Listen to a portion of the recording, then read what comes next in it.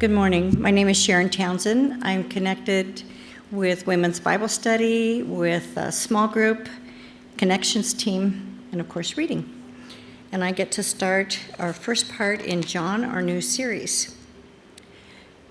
In the beginning was the Word, and the Word was with God, and the Word was God. He was in the beginning with God. All things were made through him, and without him not anything made was not anything made that was made. In him was life, and the life was the light of men. The light shines in the darkness, and the darkness has not overcome it. There was a man sent from God whose name was John. He came as a witness to bear witness about the light, that all might believe through him. He was not the light, but came to bear witness about the light. The true light, which gives light to everyone, was coming into the world. He was in the world, and the world was made through him, yet the world did not know him. He came to his own, and his own people did not receive him. But to all who did receive him, who believed in his name, he gave the right to become children of God, who were born not of blood, nor of the will of the flesh, nor of the will of man, but of God. And the Word became flesh and dwelt among us, and we have seen his glory, glory as of the only Son from the Father, full of grace and truth. John bore witness about him and cried out, "This was he of whom I said, 'He who comes after me ranks before me, because he was before me.' For from his fullness we have all received grace upon grace. For the law was given through Moses, grace and truth came through Jesus Christ. No one has ever seen God, the only God, who is at the Father's side. He has made him known." Thanks, Sharon. Well, my name is Zack Thompson. I'm a pastor here at Calvary Bible Church. I invite you to open up your Bibles to that passage, to John chapter 1, whether you have it in print or pixel. Or if you are looking for a Bible, we have some in the back, and John chapter 1 is on page 1051. We are a church that goes through the Bible. We want to understand what has God said so we can understand what God is saying to us now. And as you're turning there, I want to ask a rhetorical question of, have you ever read one of those books that have a list of characters before you even get into the story? So very first page, it lists out all the different characters that you will then experience in the story that you're about to read. Generally, I don't care about that list. I just skip past it. I figure I'm going to meet these characters along the way in the story. I don't need this. But there's been some books that I am desperate for a list like that. I think in particular of some of the works of Russian literature that I've read, to where there's a lot of characters in books like that, and I don't speak Russian, I'm not from Russia, and so I don't really understand or know the names that come from that place other than like the cliche names or the names of hockey players. And so the names just start to look very similar to me. They all have the same ending to it, and so I get them confused, and so I need to keep going back to that list of characters to try to remember, all right, which one is this? And it's really helpful. They don't just say the character names, they give a little blurb, a little bit of a bio to help jog your memory of who this character is. So you'll get things like, this person was in the army. This person is an heiress. This woman over here, she is in a relationship with this guy who's over here. And so just a little bit of information to help jog your memory as you're reading through the story. But oftentimes it's enough information to make some educated guesses as to what you're about to experience in the story. There's some details that are given that you can pretty much guess as to what parts are going to appear in the story that you're about to read. This man was in a relationship before he got married. Well, we could probably guess that that previous person he was in a relationship with is going to make an appearance at some point. This woman has fallen in on hard times, but she's trying to keep up the appearance of being wealthy. Pretty certain she's going to get found out for not having very much money as part of the story. This guy has a severe allergy to cheese, and so we can put together that probably he's going to eat some sort of cheese that Russia apparently is famous for. It's a literary device known as Chekhov's dairy allergy. Now, in the Gospel of John, we don't have a list of characters. But we do have something that essentially serves that same function. These first 18 verses. And John, as he starts off his gospel, he gives these first 18 verses to show us the characters that we're about to see in the story, to show us what they're like, but more than that, to tell us little bits as to what we will see throughout the story that is to come. Hints as to what will be unpacked in the chapters to follow. But it's not as though we are left trying to make guesses, trying to piece together, from these clues, we can try to figure out what the story is going to be like. No, John doesn't just give us little blurbs. He doesn't just give us a bio of these characters. He tells us the whole story right from the very beginning. From these first 18 verses, John tells us exactly what we are to expect throughout his gospel. Now, as we're kicking off this series, as we're beginning our time through the Gospel of John, and since we're going to be in this for around Christmas until Easter, we're going to be in this series for a while. It's good to give some of the background information on it. So I've already hit two things that I should probably give some definition to, right? We say that this is a gospel written by John. Who's John and what's a gospel? It's probably helpful for us to get to. Now, there's a long and a short answer to this, and we're just going to skip the long answer. It essentially comes down to people debate both of those things. What is a gospel and who is John? But for our purposes, John is the follower of Jesus, his disciple, who is an eyewitness to all that Jesus does throughout this story. And that's essentially what a gospel is as well. It is a story of who Jesus is and what he has done, telling us the work that Jesus has accomplished for us. There's good news, that's what gospel means. There's good news that he has accomplished on our behalf. And John is a great gospel for this because he doesn't leave us guessing. He doesn't leave us wondering, why did he write this? Why spend all this time telling us who Jesus is and what he's done? He tells us exactly why he writes this gospel. Towards the end of it, in John chapter 20, you can say in John chapter 1, we'll put it up on the screen. But in John chapter 20, John tells us the purpose of this whole book.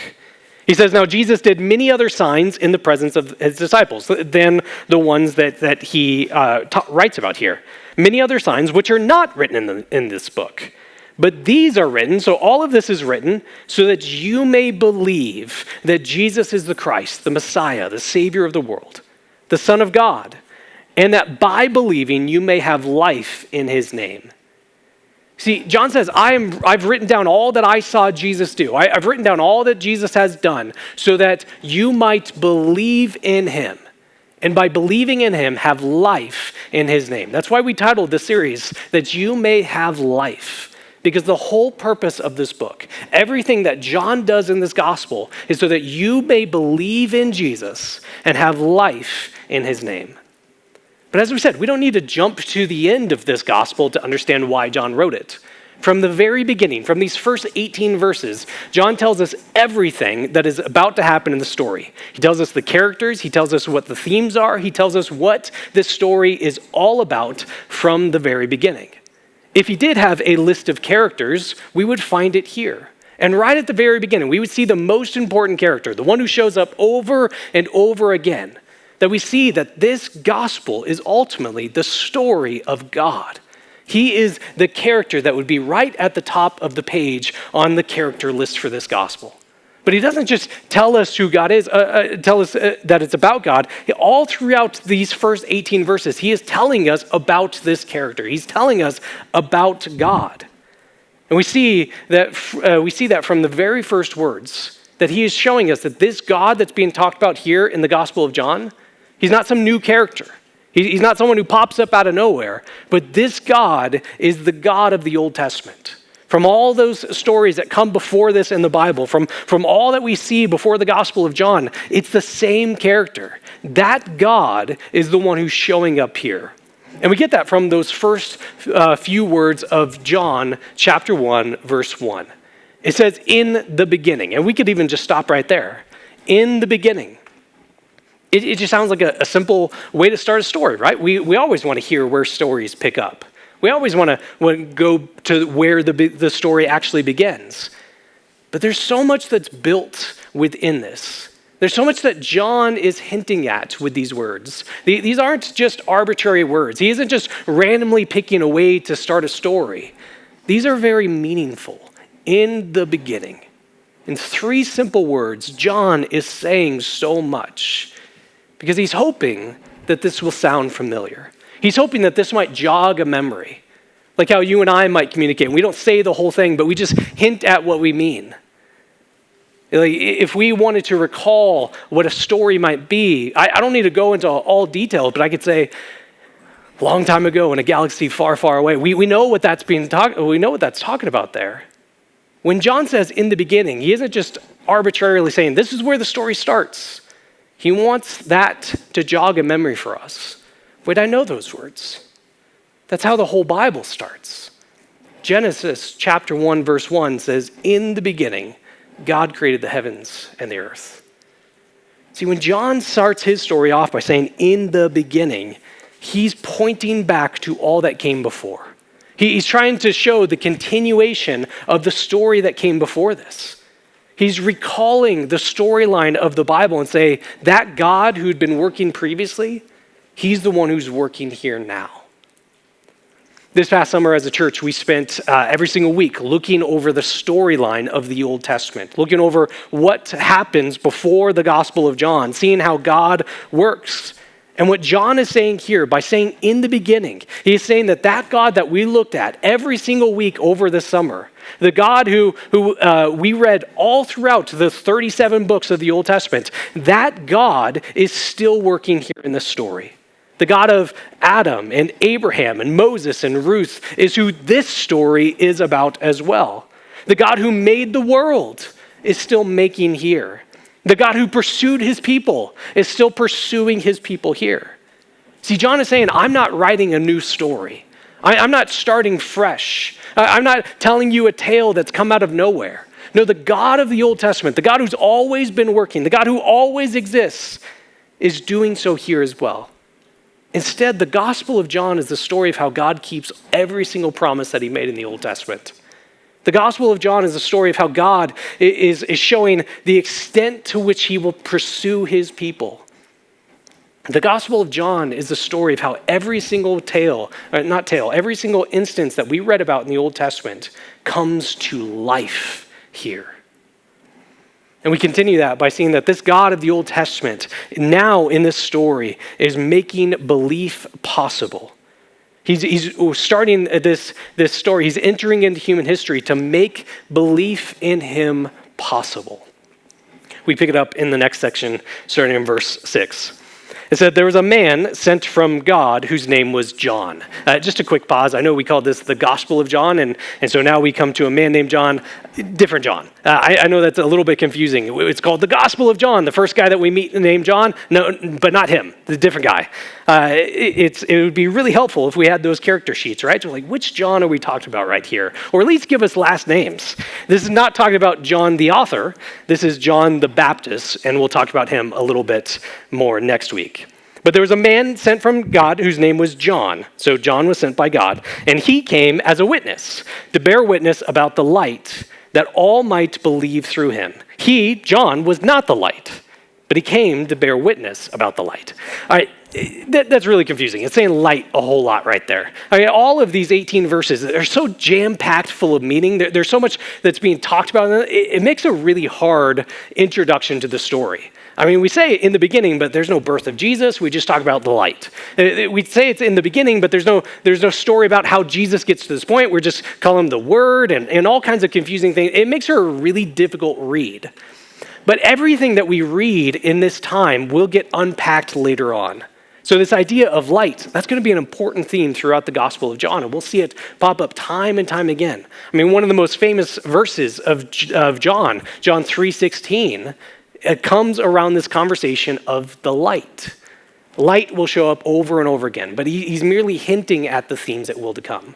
The point that he's making here, though, is that God sends this man, this guy named John, who was going out and baptizing. And the reason why God sent this man named John was to prepare the way. It even says so, that he was sent so that all might believe through him. The purpose of John being sent by God is so that all might believe. Now, that's the second time that we've seen that word believe. We saw it in John chapter 20, the purpose why John wrote this, so that you may believe, and by believing in him, have life in his name. And now we see that John was sent so that all might believe. If you're someone who doesn't like redundancy, like you're like, man, John, pick a different word. I do have bad news for you. Believe is a word that shows up 90-something times in the Gospel of John. Over and over again, we will see this idea of believing. And there's a reason for that. John writes everything here. All that's recorded for us, all that we see God do in this story is so that we, you and me, might believe, might trust in what God has done, might see that God is working, that he is pursuing throughout history.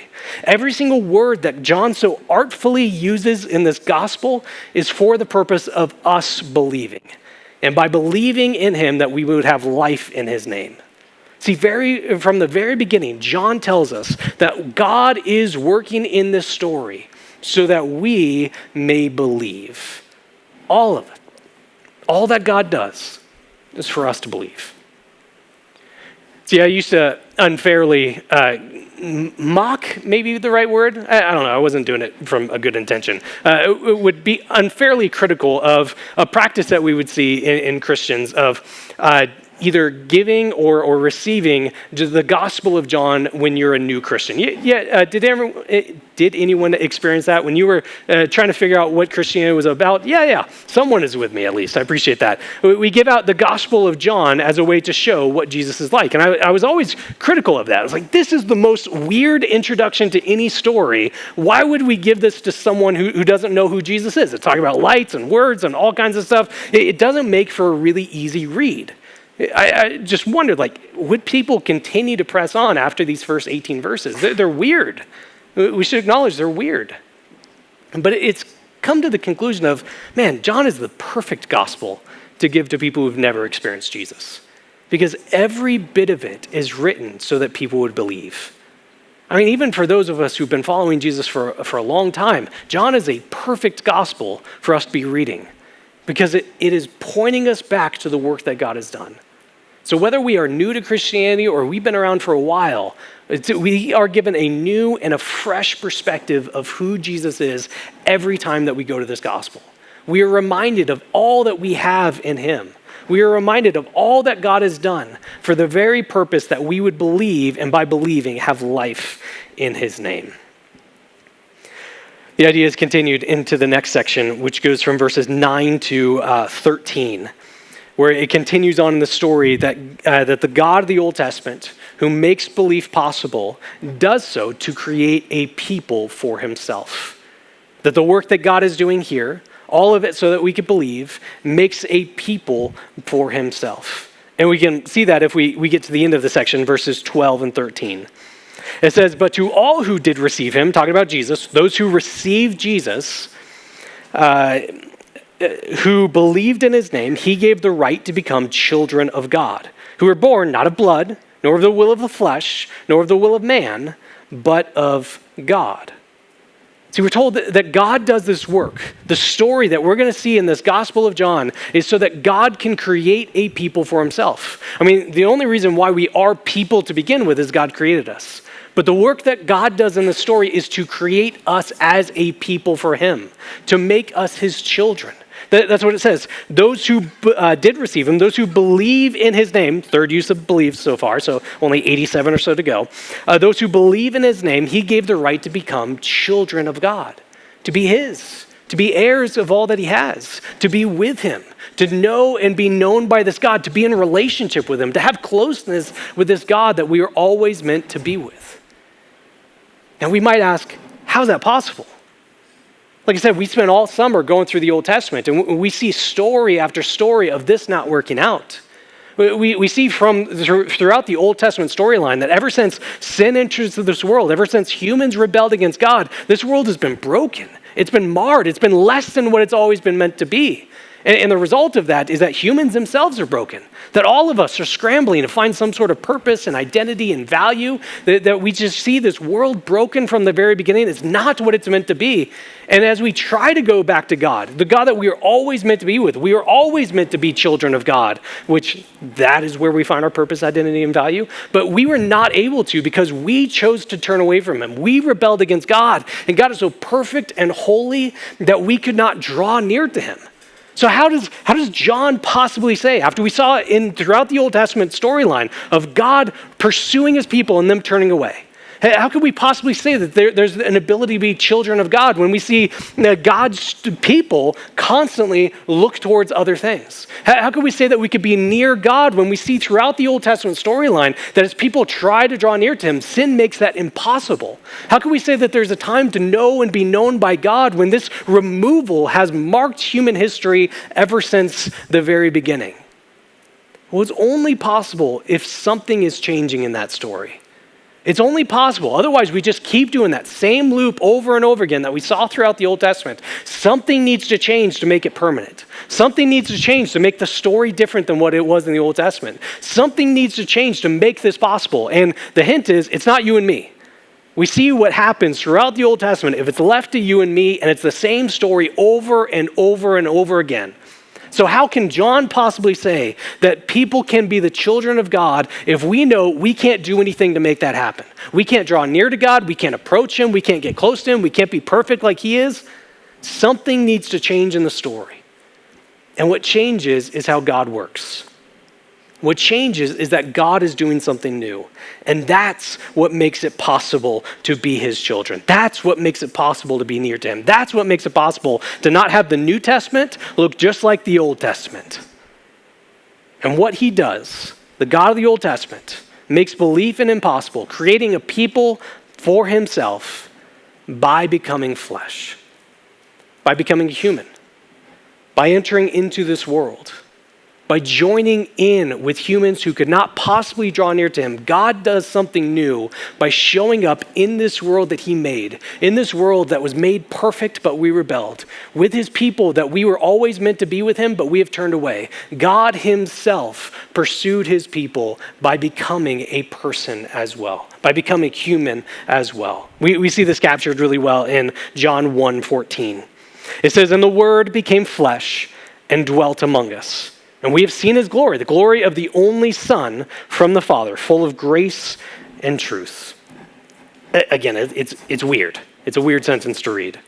But we've seen this idea before. This idea of the Word with a capital W was used of Jesus before. It was talking very clearly. This was a name that was substituted for Jesus.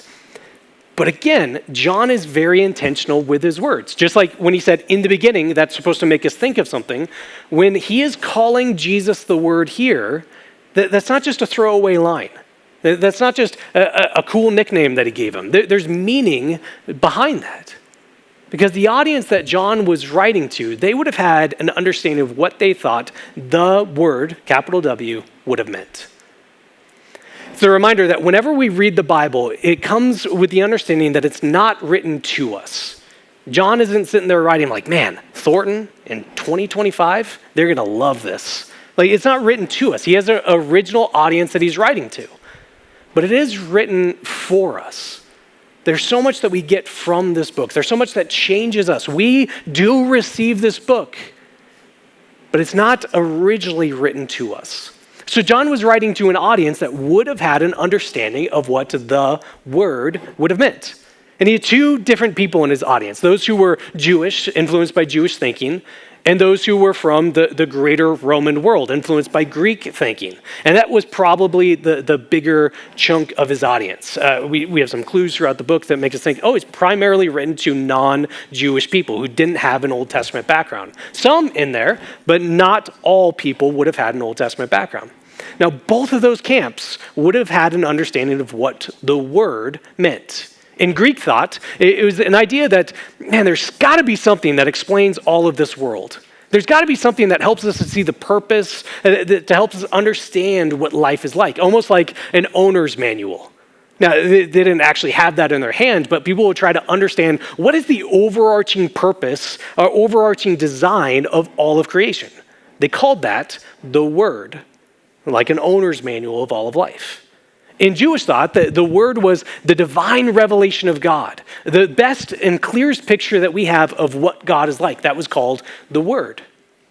So you have two different meanings of what this word would have meant to the two different audiences. When I was in Bible school, I took a class on Johannine literature, which is just a fancy way of saying things written by John. And so this would have been the book of John, 1, 2, 3 John, the smaller letters that come later on, and the book of Revelation. The professor that I had, he did all of his study on the book of John, so we kind of just skipped the rest of it. I don't know why we called it Johannine literature. We just looked at most of the book of John here. But he was this quirky guy who's really funny, but really bright, really sharp. And he would point out that there's so many times throughout the Gospel of John to where you get to a crossroads. Man, there seems to be two different meanings that could be going on here. Two different ways to understand what John is talking about. Do I go to this one or do I go to this one? Which one is the right understanding? And my professor would often pretend like John, the author, was sitting in the corner of our room.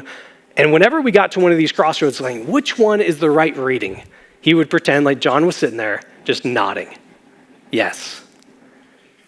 John plays with language so much, plays with meaning so much that he wants us to see both of them to get to the clearest picture of what is true. Is it this one or is it that one? Yeah, it sure is. So here we have this understanding of the word. Is it the picture of this overarching design and owner's manual that gives us the purpose of life? Or is it a picture of how God has most clearly revealed himself? Which one is it? Yeah, that's what Jesus is. Jesus is what shows us the significance and value and purpose of all of life, and Jesus is the clearest picture that we have of what God is like. You want to know what God's like? Look at Jesus. You want to know what's the purpose of life? Look at Jesus. He is the Word, and every sense of meaning to it, he is that one. Because here we have the story of how it's possible for God to draw near, God to show us what life is like. When we could not draw near to God, he drew near to us. When we could not understand him, God made himself known in his word. God revealed himself. When we were lost and trying to find direction and feeling the purposelessness of life, he has shown us the purpose of it all. His word gives meaning to all existence because it shows us him. So what that means is that this story is not giving us a new character. As we're looking at that character list at the beginning of the Gospel of John, we see God right at the top. But as we get to Jesus, it's not as though he gets his own line. He gets his own summary. Instead, when we see that what's being told of us in these first 18 verses, it's the story of the God of the Old Testament who makes belief possible in him, creates a people for himself by becoming flesh. And the way that sentence ends is by saying, and he is Jesus. That God who's always existed, always pursued his people, always worked, that is Jesus. He's not some second character coming up. He's not some new person. This is that same God that we've been reading about in the Old Testament. Now he's come doing something new. And we're told that from the very beginning. See, this is significant. We are clued in from the very beginning, and that helps us to understand the whole rest of the story. That as we read through the story, and I invite you, I encourage you, be with us as we're going through the Gospel of John. Invite people who are new to Christianity or who have turned away from this Jesus to be part of this series. This is where we get to see who Jesus is, and by believing in him, have life in his name. But not just participate in Sundays with us, but read along with the story. But because John begins the gospel this way, tells us exactly what's going on, when we read the rest of the story, we do so already having this knowledge. So as Jesus is talking with people and people are wondering, who is this Jesus? We don't have to ask that. We already know. This is God doing a new work to enable us to believe in him and have life in his name. As people ask questions like, where does Jesus get this authority? We don't need to ask that as well. We know the answer to that because of how John started the story. He doesn't just give us this introduction so we know the characters. He doesn't just write in this way so that we know the overall theme of it and get to piece it together as we go. No, John begins the gospel this way for that very purpose that he writes. He wants us to believe.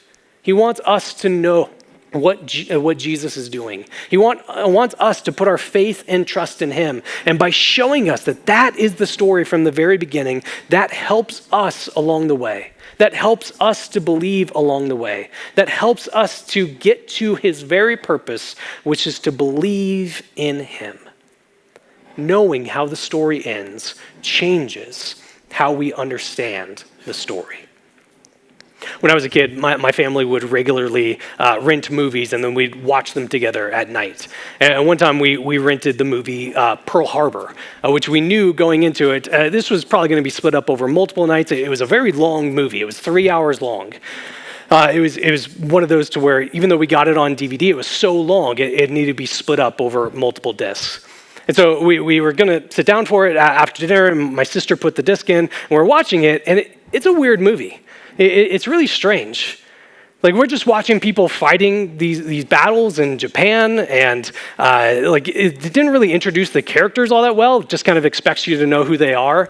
And then, it's strange, like, one of the characters, he was on the cover of the DVD, dies pretty early into it, and it seems really dramatic, and I don't really get why that's important. And then the credits start playing.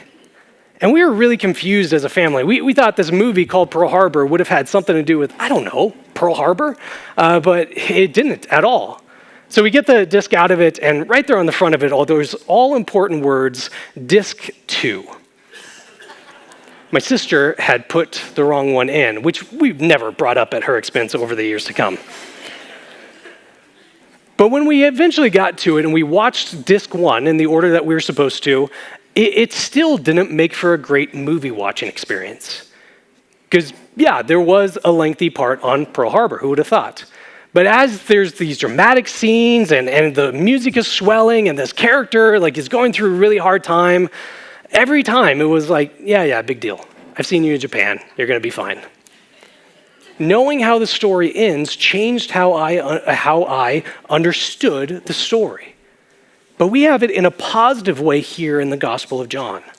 He doesn't leave us guessing. He doesn't leave us trying to figure out what the story is going to do or to put the pieces together. From the very beginning, John tells us what the story is. Here is God in the flesh to make it possible for us to believe in him. From the very beginning, from the prologue, it tells us what to expect, and so we read the stories that come from that lens. Here is God. Here is Jesus. But it doesn't just change the way that we read this gospel. From these first 18 verses, it changes the way we read everything. Because we know this to be true, it changes how we read our very lives. Everything that we do, every event that we go through, everything that we experience in our lives is read through the lens of these 18 verses. No matter the good or the hard, no matter if we're going through times of excellence or difficulty, we know the story that's already been given. In the beginning was the Word, and the Word was with God, and the Word was God. Here is this Jesus who is God, who has come to this earth, who has lived this life, he's died this death so that you and I can have life in his name. So that we can believe in him and have life in his name. The God that we were always meant to be with has done all of this to be with us. The God who has always pursued his people has done so to the point of coming to this world. This God that we were meant to be with, that we cannot draw near, drew near to us instead. This God who makes us a people to begin with, and makes us people to begin with, does this work so that we would be a people in him. Knowing that story changes how we interpret everything. Think about it for us as a church. That Justin pointed out that we are a church that seeks to build Christ-centered communities of people fully devoted to loving God and loving others. And to point to that piece, it says right there, we are Christ-centered. Because of this story, because of what's captured here in these 18 verses, all that we seek to do is centered on this Jesus. Because he has come, he shapes everything that we do here. Because of what he's accomplished, all that we seek to accomplish is done in light of that. Because he is the God who's drawn near to us, everything hinges on him. Everything hinges on what John writes in 18 short verses. Everything that we do is changed because of this story. Everything that we do is changed. Our story is different because we know this to be true. That's why we as a church, we do everything that we possibly can to help one another to follow this Jesus, to be his disciples, to draw closer to him, to be more like him, to follow him. Because these are not just words that we put on a wall, but when we know that this is true, this story that's given to us, told from the very beginning, it changes the story of our lives as well. And that's because Jesus has come. He's arrived. The God of the Old Testament that we could not approach because of our brokenness. The God who is so holy that no one could draw near to the place where he was. The God who's so powerful that people could not experience his presence. He has come. And so that we can believe in him and have life in his name. That's the story that we're going to be going through in the Gospel of John. And that's the story that we live out of every single day because of what's written here. And the word, Jesus, God became flesh and dwelt among us. He came to where we are. We've seen his glory, the glory of the only Son of the Father, full of grace and truth. That is a story that changes everything.